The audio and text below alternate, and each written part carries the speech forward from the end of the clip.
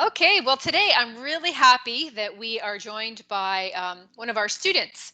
And today our student that I'll be interviewing is Pragati Dogra.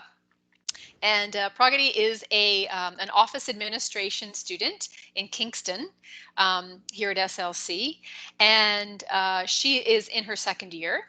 And I'm going to go ahead and just let her describe, first of all, if you can tell us, Pragati, a little bit about your background and your experiences before you came to SLC. Yeah, sure. I belong to India, and it's just a small town over there that I come from. But like my parents, tried my best to give me the best education over there. So yeah, it's like a great country. Well, a background. That's all about India. Education is good, but like I really wanted to come over here for my future studies because we don't have all of the we don't have office administration or a special study to take part in the office events and all that stuff. So that's why it's Okay. my background. So did you, when you, before you came to SLC, Mm-mm. you were in school in India? I was in high school. I'm a Mhm. school called Woodlands. So yeah, I Okay. was in high school at that time.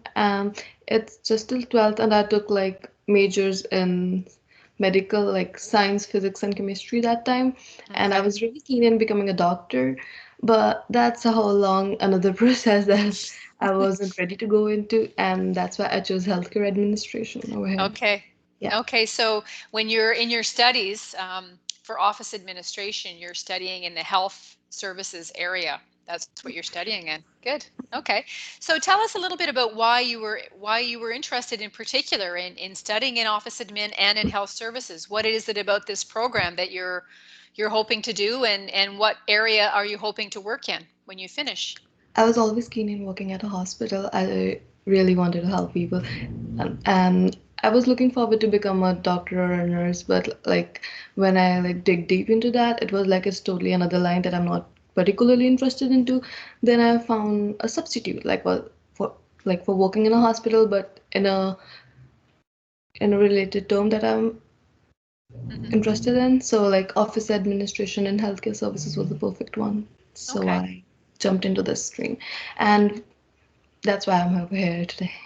Nice. So, if you think about like when you graduate, so you're going to be graduating in the spring of next year already, Yeah. in April of next year. What kind of a job or a career do you think that you would most like to have? Are you thinking that you would like to stay here in Canada when you finish your studies? Yeah, of course, because we don't have much of an opportunity over there in India related to this particular field where these studies could come into work as the way they are taught over here. So Hmm. I was like really expecting to stay over here and work in a hospital and help more people. So yeah, this is Nice. my long-term goal.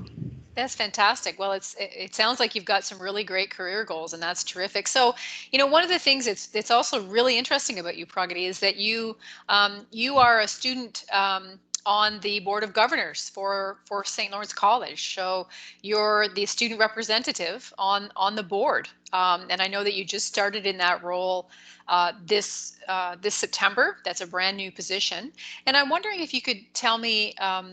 Why you decided that you wanted to be on the board of governors as a student. Why was that something that you wanted to do? Well, I see a lot of students over here, right? And I just wanted to stand out of them. Yeah. I just wanted everybody to know me. And that was the reason. And when I saw the notification in my emails, candidates can give their portfolios and stuff for this position because the president position was already filled. Otherwise, I would be having running for that. But Hmm. like this seemed like a more great opportunity. And I just filled in my form and submitted it, and here I am today. Nice. I was like so nervous because I was the only international student standing, and I was like, no, they won't vote me, they won't vote for me, they won't vote for me. Then I happened to communicate with a lot of people, which ended up bringing me here. I'm Nice. really grateful to all of them. So I know that you've just had the one board meeting. Are there any initial impressions that you have of serving in that way on the board? Because I think you've Yeah, had the one board meeting. yeah, I do. We had one more board meeting, and I was like really nervous. Like I was like almost sweating a bit because I didn't know, because when I'm nervous I start to stutter, and that I'm doing right now over here because I just ruined my first question. I'm sorry about that. Well, so then slowly and gradually I became comfortable with Glenn, and all the other board members, they like said like it's all right, we are more nervous than you are. And so we had a topic about sexual violence policy that just struck my mind, and we were just discussing that because I never heard about it.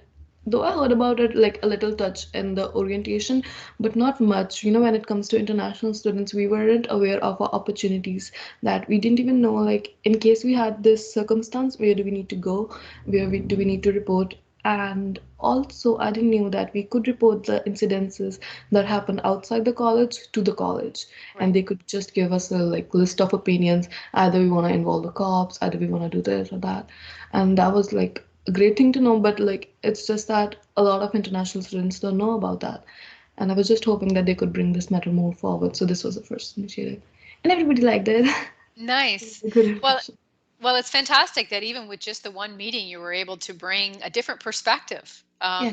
to the group for that kind of discussion. And I mean, I just think that that's terrific. So that's a very courageous thing for you to do, and you're very brave. And I want to congratulate you for that. It's fantastic. So, my last question for you, Pragati, is about if you have to think about other students kind of putting themselves out there to take on a leadership role like this, whether it's on the board of governors or whether it's on with student government, what would be your advice to them in terms of becoming a student leader? What would you say to them?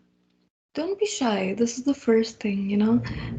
Being an international student, we always have that sense of shyness and the thing that who will vote for us, we won't be able to win. Though there are like a few people that just stand out and they say like, just leave it. We want to be there, and we don't care about the end results. But we just want to stand up for it. But still, there are some people that are shy and that don't want to be, because they're afraid, of what other people will say or what they will say, and either I will get the perfect amount of votes, and if in case I didn't, everybody will like mock me or something. But that's not the case.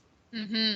Yeah, that's not the case. So you've really felt like you've been welcomed in the leadership role that you've taken, and I think that you are a model for others. So thank you very much, Pragati, for spending some time with me today. I really appreciate it. It was nice to meet you and nice to hear your perspective, and I wish you the best of luck in the future.